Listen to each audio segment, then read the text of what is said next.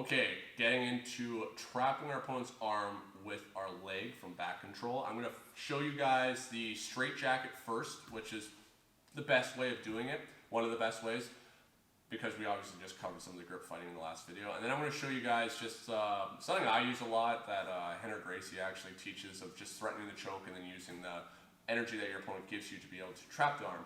I'm going to show you guys how to properly position your leg to trap the arm, because that's something that I had a lot of problems with. So, the straight jacket is great because it gives me the cross push here, where my left arm is able to push across Kevin's body, pushing his right arm down. If I try to push Kevin from here, it's hard for me to get placement of a really good angle to create a really strong push, and also being able to create a push where his elbow creates an open elbow, pushing it outwards so I can trap it with the leg.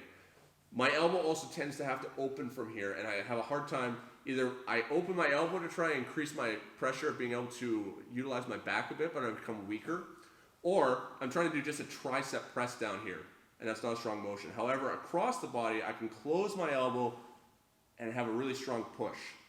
So from here, what I'm looking at doing is freeing this leg up. So typically you want to have this leg at least across the hip here, so I have some cross body rotational control to make sure that he's unable to get here. If I can do it from, you can do it from having this leg here, but just understand that it can be a little bit weaker. This is more secure. So whether you had the body triangle and now we've secured the straight jacket and now we're going to free up, or have this position, foot on the hip, bring the leg across, foot here, just like I talked about in back control basics.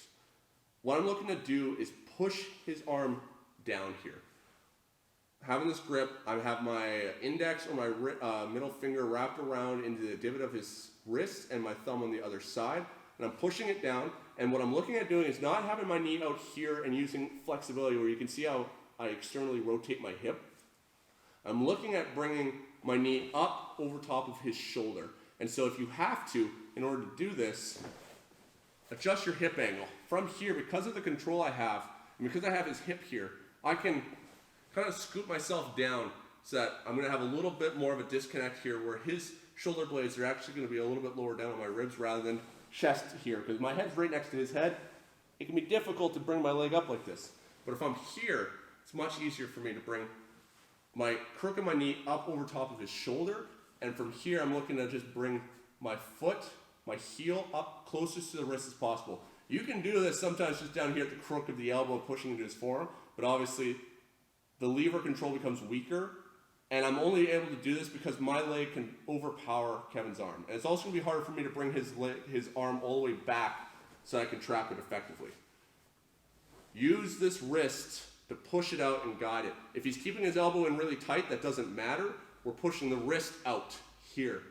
I can take this arm and I can create a pull across his body like this to help break his posture and make him weaker. So I can push this out, bring this leg up, and catch it down at the wrist. You can weave it through if you had all this space, you have the length and the flexibility. Otherwise, foot to the wrist and look to create a pressure where I'm going to be pushing against his wrist before I let go of his hand, so there's tension here. So then I'm able to take it behind him. If I place my foot on top of his wrist and I don't have any pressure here, once I let go of this control, it's going to weave it back inside and I've lost everything.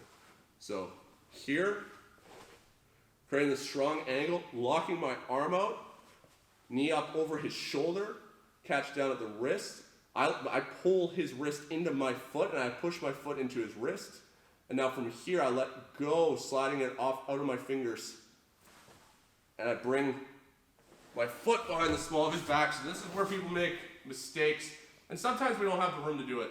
Any kind of trapping of his arm is going to be useful. But anything that involves me, like having my feet crossed and stuff like this, there's going to be always some space here. And what we see a lot is that people are able to bring their arms back inside. What we're looking at doing is, once we've trapped, so I've adjusted my angle here, once I've started to trap his arm, I'm bringing my foot down behind the small of his back by his hips. And so now this foot just curls up against his hips here, and I close my knee, and look how there's absolutely no space, no room for him to be able to go anywhere. This is going to make it more effective now for me to be able to hold this longer and be able to finish him. if I'm here or here, even like this on his hip, look how there's that space from the slide through. So hook the leg, close like this, have your shin right against his ribs the whole way, nowhere for him to be able to go. Then we start working for our chokes with the gi or for the rear naked.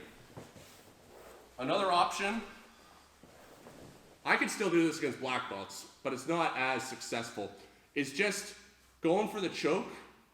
And by going for the choke, this invokes the response of this arm. He has to respect it. He has to be constantly pulling, because if he's not pulling, well, I'm just going to finish the choke. As he pulls, he's creating force this direction. Now I'm just going to use that against him. So as he creates this pull, it's a real threat.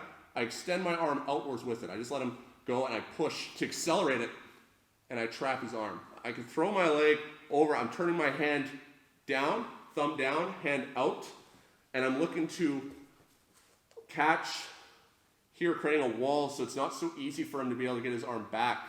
And I throw my leg over top. And I can even throw it over top of my own arm, because it's going to be easy for me to, with my thumb pointed this direction, bring it out. So I don't care. I'll even trap my own arm at first as I then extract it. Very good guys that know this are going to kind of react differently by pulling downwards and not exaggerating pulling outwards too much. That's going to be making it more complicated, but a good choke, a good first attempt is like this good jab in boxing where I'm really going for it. It's a threat. He has to respect it. He is pulling hard. I trap it, and my leg comes behind the small of his back. I close here, and now I start working on getting back into finishing my choke. So, doesn't work against savvy guys, especially in the first round where you might get him with the first one, and then the second one he's going to be savvy to it. The straitjacket is a much more systematic way of being able to force somebody into it, regardless of how much they know about the position and what your intent is. But I mean, honestly, I use that the latter one a lot still. There's no risk to it. You're just going for the choke, and then you're trying to extend them out to throw the leg over. So trap the arm with the leg. It's what I prefer doing, because some guys are so good at being able to defend the back forever. In order to choke them, using our motorcycle grip to take one arm out of the equation, utilizing our leg to take the other arm out of the equation, so that now it's just our arm versus their chin defense. That is typically how I manage to submit brown and black belts at higher levels, because everyone's defense is just too good against back control. Everyone knows how to do this stuff at a very basic and early level. So hope you guys enjoy that, and I hope you're able to make some use out of it.